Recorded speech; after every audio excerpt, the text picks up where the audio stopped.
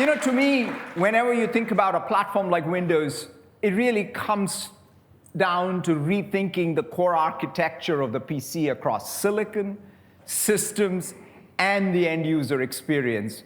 And that's what we've done. We're introducing new state-of-the-art AI models running locally and continuously to reason over your data from text to the pixels. And to make this possible, we're introducing a new system on chip. We're also modernizing the entire operating system to unleash the power of the SoC and deliver these next-generation applications, models, and experiences that are simply just not possible in today's PCs. The result is the fastest, most AI-ready Windows PC ever built. And just like we have always done with Windows, we're taking a partner-first approach to bring Copilot plus PCs to life. Windows, to me, has always been about the platform that enables things that are bigger than Windows to be born.